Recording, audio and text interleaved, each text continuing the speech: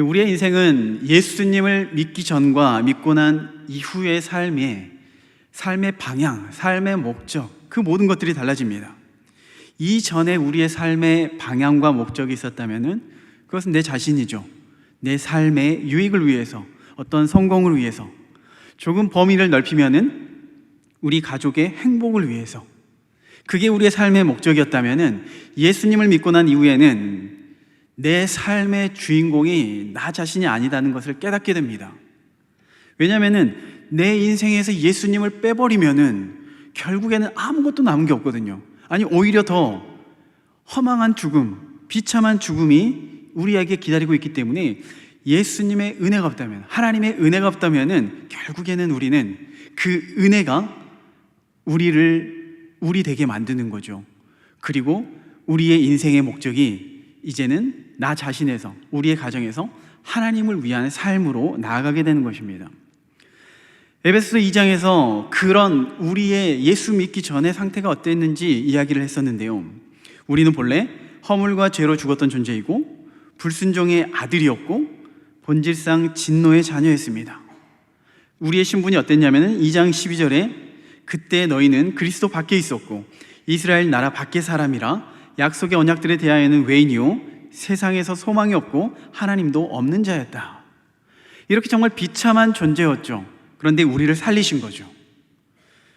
2장 4절에서 5절에 긍휼이 풍성하신 하나님이 우리를 사랑하신 그 큰 사랑으로 인하여 허물로 죽은 우리를 그리스도와 함께 살리셨고 너희는 은혜로 구원을 받은 것이라.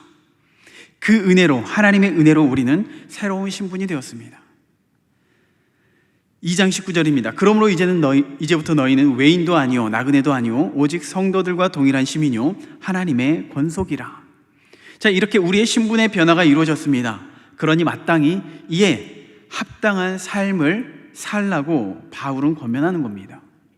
오늘 본문에서 그 이야기를 하고 있는 거죠. 그런데 우리가 예수님을 믿고 난 이후에 정말 그렇게 합당한 삶을 살기를 원해요. 그렇기 위해서 우리는 예배드리고 기도하고 하나님을 의지하는 삶을 살아나갑니다. 그런데 주변에 이런 이야기를 많이 들어요. 정말 마음에는 원이로되 육신이 약하여서. 이야기를 정말 많이 듣기도 하고 많이 하기도 했죠.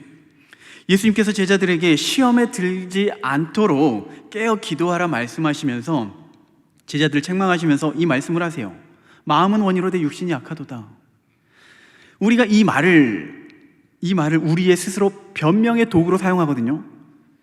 근데 이 말씀을 잘 알아야 되는 게 우리가 하나님의 말씀에 순종을 하는데 우리의 의지가 약하죠. 우리의 믿음이 약하죠. 그것은 분명히 맞습니다. 그런데 우리가 약하기 때문에 약함을 인정하면서 그냥 방치해 두는 거죠. 나는 약하니까 어쩔 수 없어. 사단은 우리를 끊임없이 하나님의 길로 나아가는데 방해를 합니다. 그 하나님의 길로 못 가도록 방해를 해요. 그런데 그 방해의 도구가, 주된 방해의 도구가 뭐냐면은 우리의 연약함이라는 거죠. 누구나 연약함이 있습니다. 누구나 연약함이 있는데 그 연약함을 그냥 인정하고서 이제는 하나님을 의지해야 하는 삶을 살아야 하는데 나는 연약하니까 어쩔 수 없어요. 내 마음은 정말 원하지만은요, 저는 육신이 약해서 어쩔 수가 없어요. 그리고 포기해버리는 거죠. 사단에게 자신을 그냥 내던지는 것과 같습니다. 당시 이방인의 땅에 세워진 대부분의 교회, 초대교회들, 그 교회들은 여러 가지 문제가 있었는데 그 중 하나가 뭐냐면요, 바로 그들 문화가 음란하고 세속적이라는 거예요. 너무나도 당연하겠죠? 하나님과 전혀 상관없는 그들 문화 속에 살다 보니까 비록 이제는 우리가 예수님 믿기로 결단을 했습니다. 우상을 떠나고 예수님을 믿기로 결단했습니다. 라고 이렇게 고백하고 살아나가려고 하지만은 여전히 그 이방 문화에, 그 우상 문화에 휩쓸리게 되는 거죠. 우리도 그러한 경우가 많이 있습니다. 집안 대대로 제사를 지내오다가 예수님을 믿는다는 이유로 우리는 이제 결단을 하죠. 더 이상 제사를 안 지내겠습니다. 그때 이제 많은 반박들이 일어나죠. 핍박이 있습니다. 너가 제사를 안 지내기 때문에 우리 집이 아주 풍비박산 나는구나, 이런 이야기를 하는 거예요. 그러면서 책망하고 또 때로는 회유를 하면서 좋은 게 좋은 거 아닌가. 이렇게 우리의 신앙에 하나님께로 나아가려는 그 신앙을 자꾸만 흔들어 버리는 거죠. 그때 우리는 연약하기 때문에 그러면 한번 제사를 드려줘야 하나? 이러한 마음이 우리 안에 든다는 거예요. 그때 우리의 그 연약함 때문에 그냥 그 상황에, 그 문화에 휩쓸리는 것이 아니라 그 문화에 휩쓸리지 않고 우리의 연약함을 가지고 다시 한번 하나님을 붙들고 기도하면서 간구해야 하는 것이죠. 우리의 믿음을 흔들고 시험하고자 하는 그 사단의 유혹으로부터 우리가 무엇을 해야 하는지를 알고 또 여전히 반복되어지는 그런 세상의 그 공격, 사단의 공격 앞에서 그것을 오히려 기회로 삼고서 하나님의 복음이 흘러나아갈 수 있는 그런 은혜가 있기를 소망합니다. 에베소에 있는 성도들은 바울을 통하여서 이런 신앙의 훈련을 받았습니다. 다른 어떤 지역보다도 더 깊은 훈련을 받았다고 생각해요. 더 오랜 기간 동안 있었으니까. 그런데 그렇게 훈련을 받았다고 해서 죄의 유혹으로부터 자유할 수는 없습니다. 그래서 그 이야기가 4장에서부터 시작되는데 4장 1절에 그러므로 주 안에서 갇힌 내가 너희에게 권하노니 너희가 부르심을 받은 일에 합당하게 행하라. 부르심을 받은 일, 무엇으로 부르심을 받았냐면은 그리스도의 몸으로 부르심을 받았죠. 성도로서, 지체로서 또 하나님의 권속으로 부르심을 받았습니다. 그렇기 때문에 합당히 살아야 한다는 건데 그 표현으로 그 첫 번째가 3절에서 하나 되게 하신 것을 힘써 지켜야 한다고 말을 해요. 공동체 안에서 하나 되기 위해서 희생하고 헌신하면서 하나 되게 하신 것을 힘써 지켜야 된다고 말하고, 그리고 두 번째가 오늘 본문에서 시작되는데요. 성도로서, 우리가 그리스도인으로서 이전과는 다른 삶을, 새로운 그 그리스도인의 정체성으로 그에 합당한 삶을 살아야 한다는 것을 말하고 있습니다. 그 면을 살펴볼 텐데요.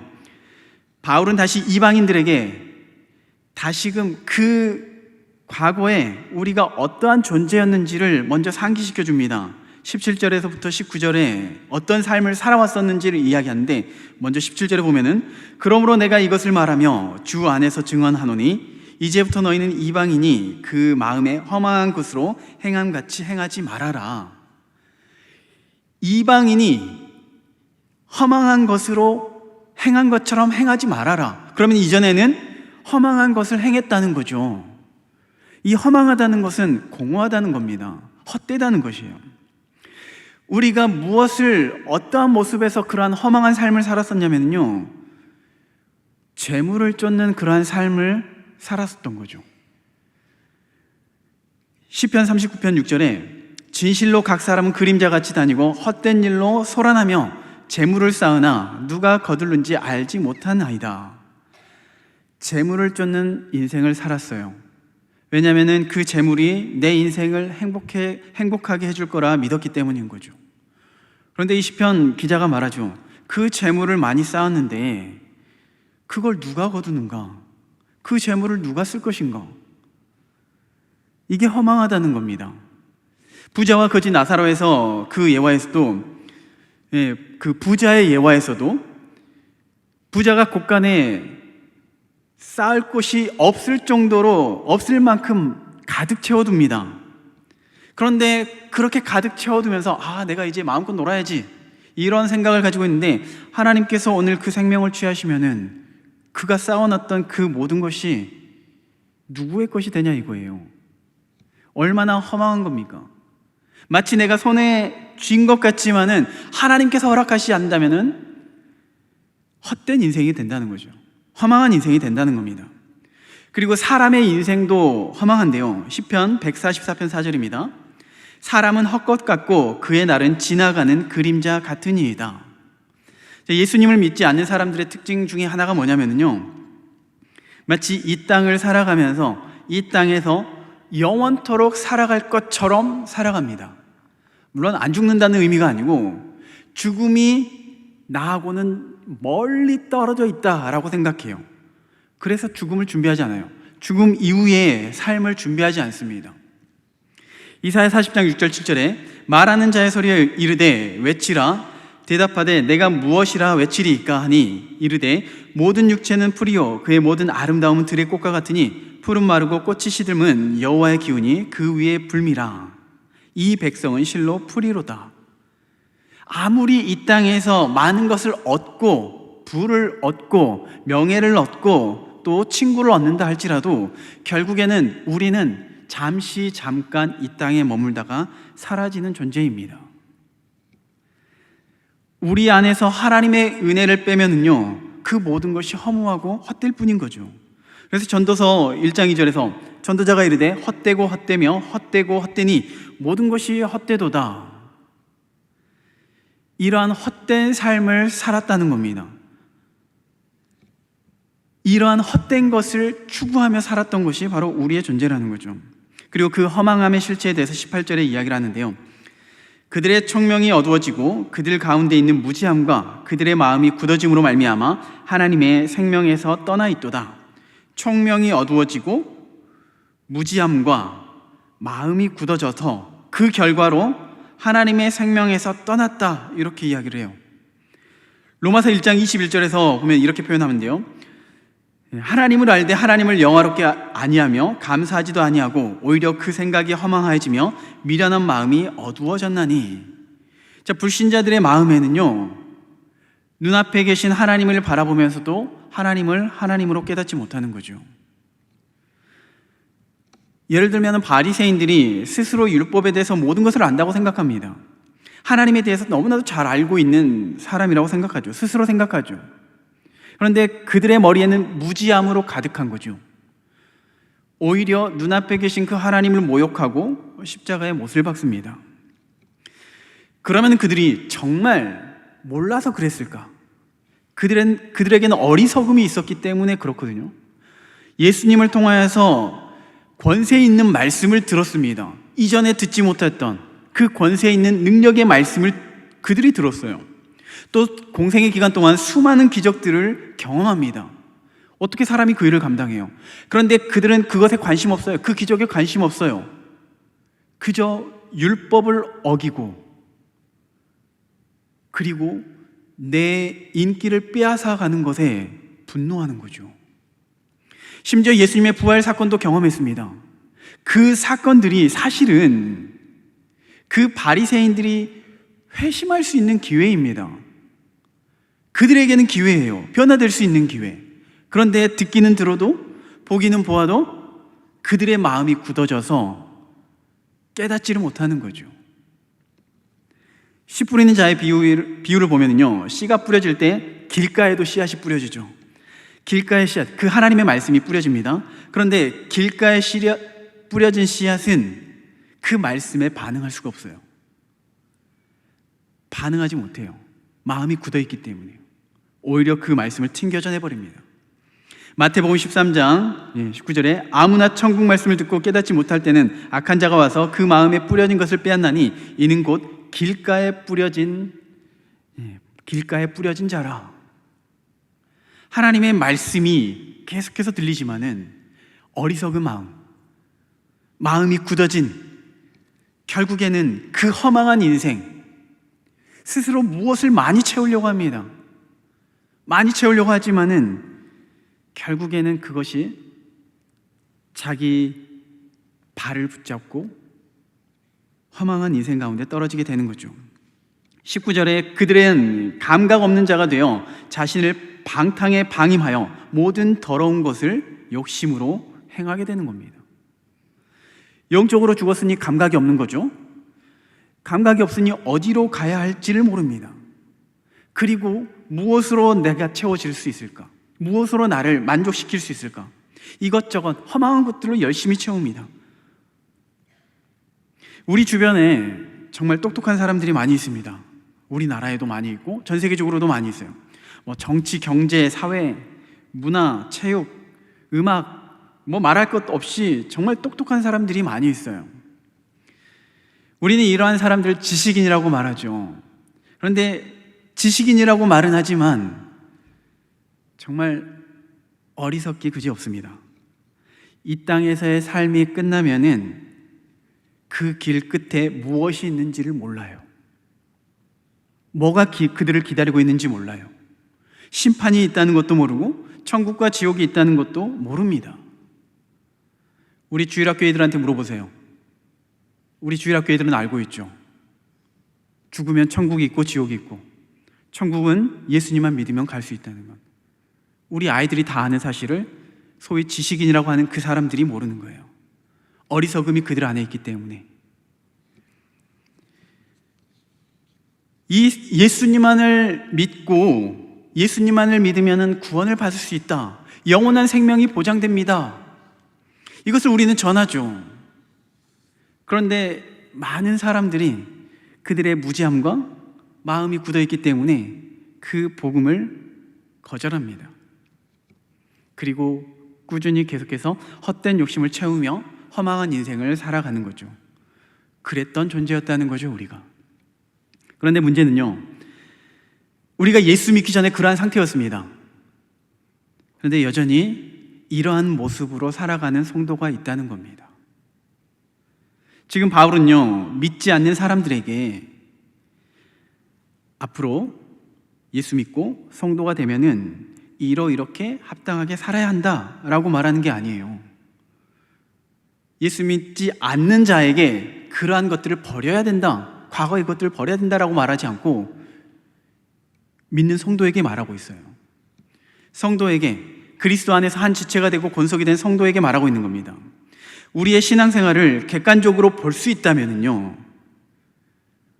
우리 역시 여전히 그런 허망한 모습을 추구하면서 살아가는 모습이 어쩌면 우리 안에도 있을 겁니다.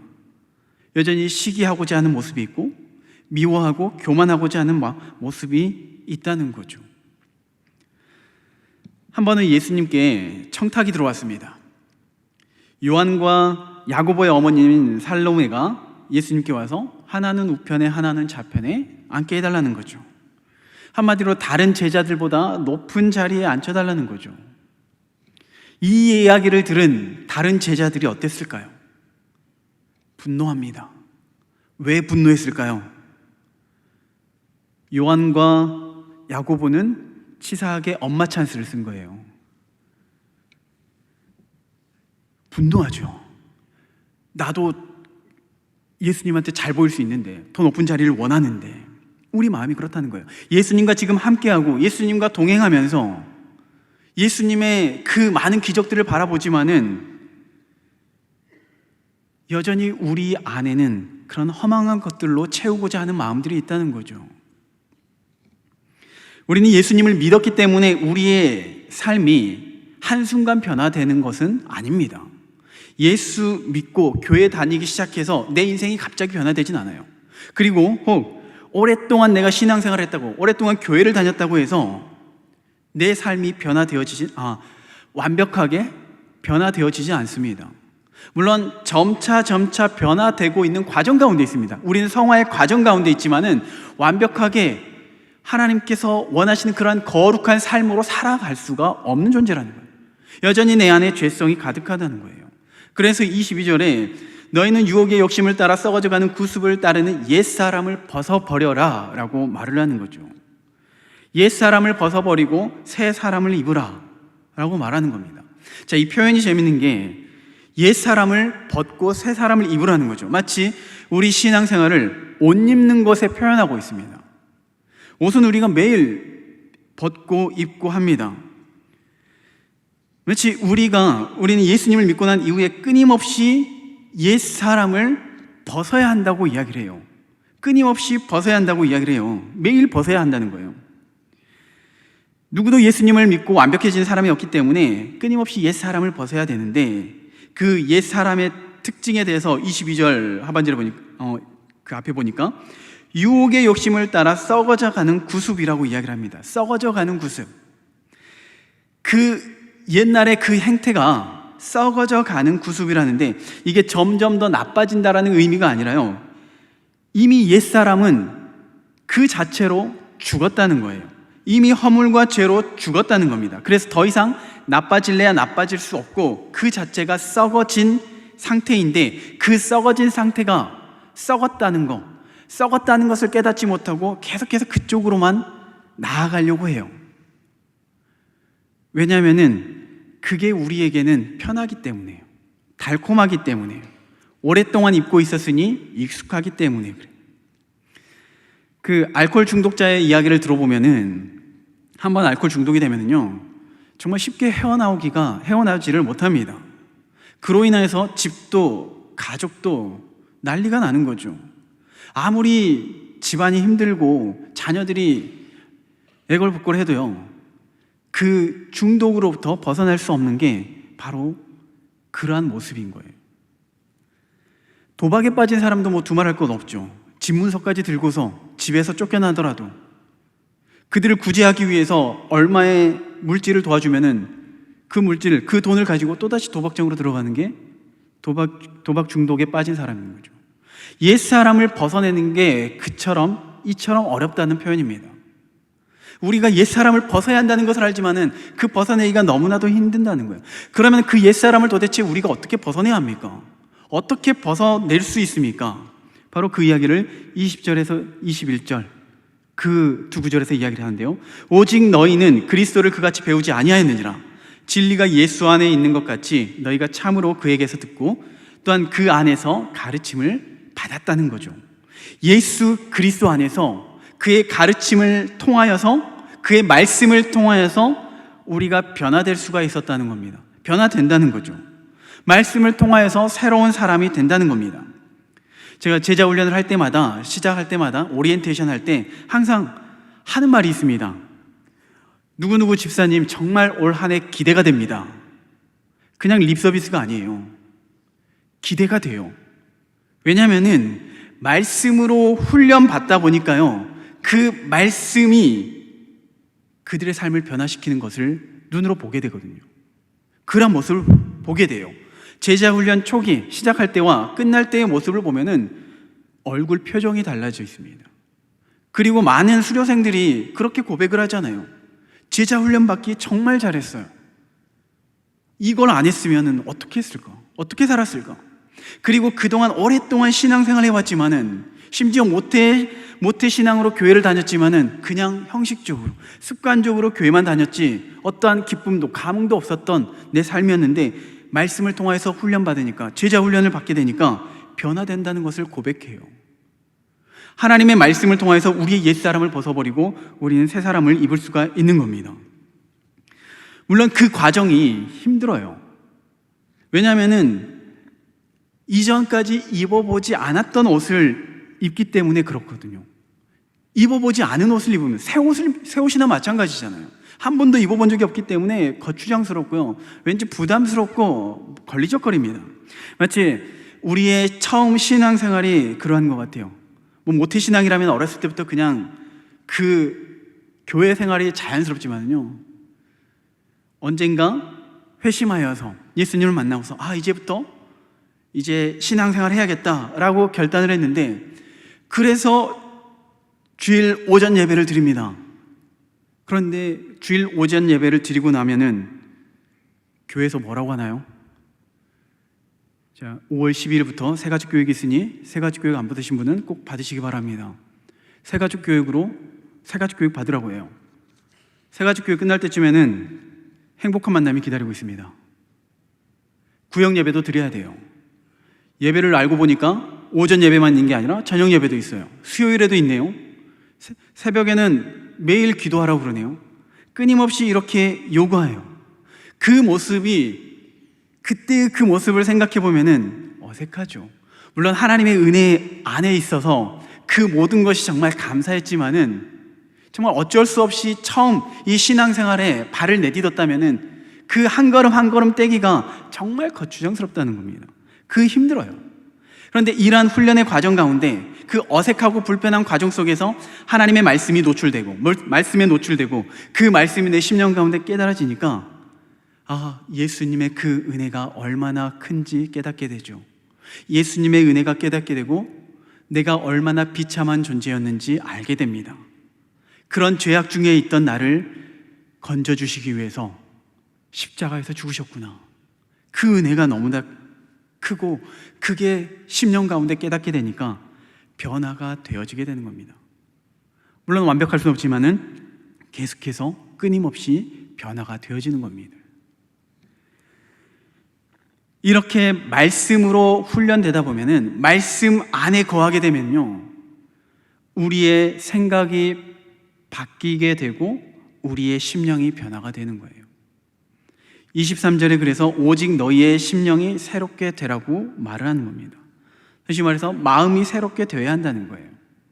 우리가 하나님의 말씀으로 우리의 심령이 새롭게 되어야지 하나님의 사람으로 변화가 된다는 겁니다. 이게 무엇을 말하냐면요, 자, 우리의 삶의 행동의 그 변화를 주는 여러 가지 요소들이 있습니다. 크게 두 가지로 구분한다면요, 어떤 외부적인 환경적인 요소에 의해서 나의 행동의 변화가 생길 수가 있어요. 내 몸에 변화가 생길 수가 있는데, 예를 들면요, 몸이 아파서 탈이 났어요.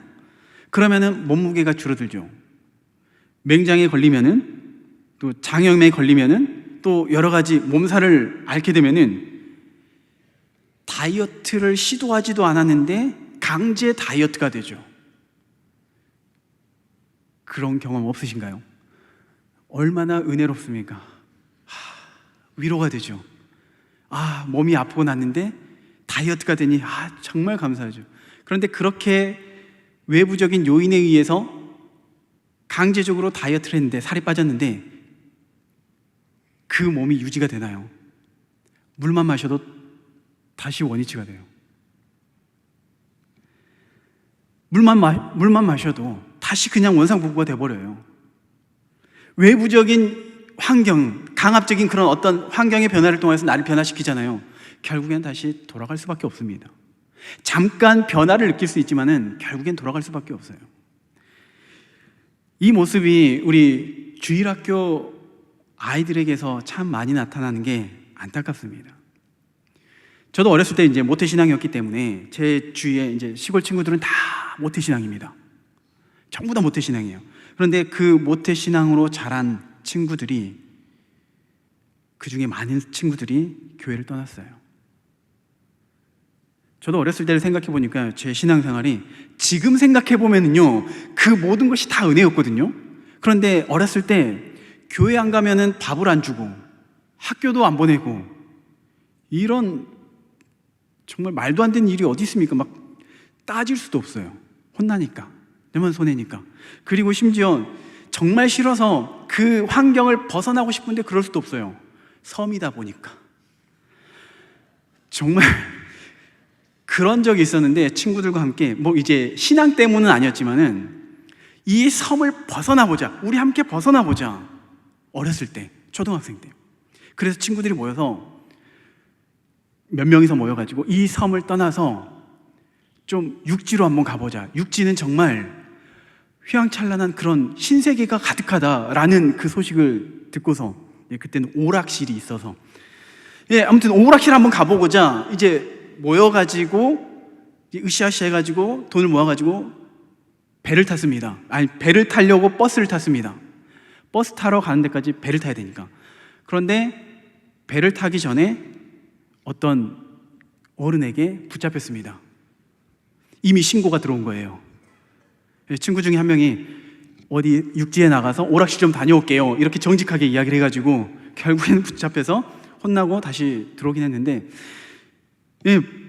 우리 그 외부적인 그런 환경을 우리가 벗어나려고 해도 벗어날 수 없고요, 벗어나진다고 하더라도 다시 과거의 그 모습으로 돌이킬 수밖에 없다는 겁니다. 우리의 심령이 변화되지 않고서는 우리가 옛사람을 벗어버릴 수가 없어요. 그런데 우리의 심령을 변화시키는 그 방법이 뭐냐면은 바로 하나님의 말씀이라는 거죠. 하나님의 말씀이 우리의 심령 가운데 새겨지면요, 우리의 마음속 깊이 새겨지면요, 우리의 생각이 바뀌어집니다. 우리의 가치가 바뀌게 되는 거예요. 그래서 앞에서 얘기했던 것처럼 예수님을 믿기 전에 우리의 삶의 목표와 목적과 방향과 예수님을 믿고 난 이후에 우리의 삶이 달라진다는 겁니다. 하나님의 말씀을 통해서 우리의 심령이 변화돼요. 그 말씀을 통해서 성령께서 역사하시기 때문에 그렇습니다. 아마 이 중에는 우리 자녀들을 주일학교에 보내기 위해서 매 주일마다 씨름을 하시는 부모님들이 계시지 않나 싶어요. 그렇게 씨름을 해가면서까지 주일학교에 보내는 이유가 뭔가요? 우리 아이들이 그래도 하나님의 말씀을 듣고 그 하나님의 말씀이 우리 아이의 심령 가운데 새겨지고 성령께서 언젠가는 그의 인생을 변화시켜 줄 것을 믿기 때문에 아무리 엄마의 잔소리에도 아버지의 재력도 변화시킬 수 없는 그 인생을, 그의 삶을 하나님께서 하실 수 있다는 것을 알기 때문에 씨름해 가면서까지 보내는 거죠. 반드시 변화될 줄로 믿습니다. 반드시 하나님의 말씀으로 변화될 줄로 믿습니다.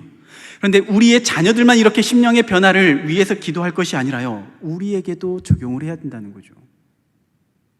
우리의 심령도 변화가 되어서 새 사람을 입어야 한다고 말을 합니다. 사실 이제 바울의 이야기를 한번 곰곰이 생각해 보면요, 바울은 이미 우리에게 새 사람이 되었다고 말을 해요. 고린도후서 5장 17절에 그런즉 누구든지 그리스도 안에 있으면 새로운 피조물이라 이전 것은 지나갔으니 보라 새 것이 되었도다. 새로운 사람이 된 거죠.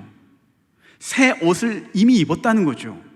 또 골로새 교인에게 이렇게 말합니다. 골로새 3장 9절에 10절 말씀에 너희가 서로 거짓말을 하지 말라. 옛사람과 그 행위를 벗어버리고 새 사람을 입었으니, 이미 입었다는 거예요. 이미 옛사람을 버렸고 그 행위를 버렸고 새 사람을 입었다고 이야기를 합니다. 그런데 오늘 에베소 교인은 아직 안 입었나요? 오히려 더 오랜 시간 동안 에베소 교인들을 가르쳤는데요, 마치 골로새 교인에게 하는 말과 에베소 교인에게 하는 말이 좀 모순되는 것 같아요. 그런데 모순되는 것이 아니라요, 출애굽기의 이스라엘 백성들을 한번 생각해 볼게요. 출애굽기 이스라엘 백성들은 그 10가지의 재앙을 통해서 출애굽을 했습니다. 구원받았습니다. 더 이상 노예가 아니고 자유인입니다. 자유인이죠. 자유롭게 하나님을 찬양할 수 있고 예배드릴 수가 있습니다. 누구의 제약도 받지 않아요. 그런데 그들의 모습은, 그들의 삶의 방식은 여전히 노예의 습성을 따르고 있어요. 노예의 사고방식을 따르고 있는 겁니다. 여전히 원망하고, 여전히 책임 전가하고 비난하고, 구원을 받았지만 여전히 노예의 습성이 있다는 거예요. 로마서 6장 6절에서 이렇게 말해요. 우리가 알거니와 우리의 옛사람이 예수와 함께 십자가에 못 박힌 것은 죄의 몸이 죽어 다시는 우리가 죄에게 종노릇 하지 아니하려 함이다. 우리 역시 우리의 옛사람 예수 그리스도와 함께 이미 죽었습니다. 더 이상 사단의 권세 아래 있지 않아요. 우리의 신분이 바뀌어졌어요. 천국 백성이고 하나님의 권속입니다. 그럼에도 불구하고 오늘 본문에서 바울은 우리에게 계속해서 새 사람을, 옛사람을 벗어버리고 새 사람을 입으라고 말하는 것은 그럼에도 불구하고 여전히 내 안에 죄가 있다는 겁니다. 죄성이 남아있어서 여전히 불순종으로 향하고자 하고 시기하려고 하고 분열을 조장하고자 하는 그런 모습이 우리에게 있다는 겁니다. 그렇기 때문에 우리는 그러한 옛 모습을 따라 나아가지 않기 위해서 새 사람을 입어야 하는데, 새 사람, 하나님의 말씀을 가지고 하나님의 말씀으로 훈련되어지고 하나님의 말씀으로 나를 계속해서 굴복시키면서 노력해야 한다는 겁니다.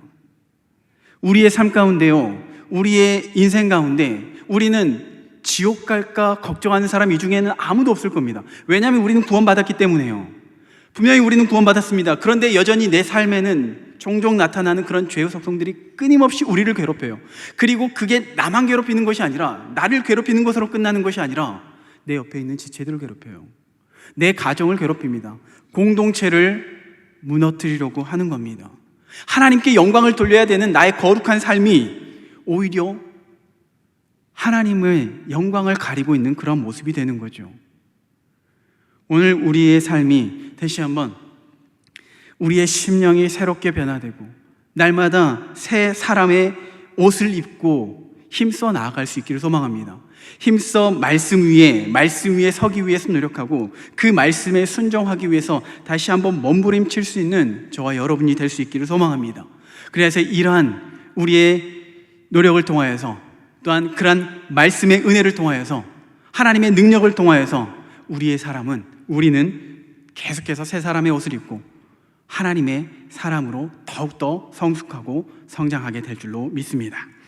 이러한 은혜가 있기를 우리 모두에게 있기를 소망합니다.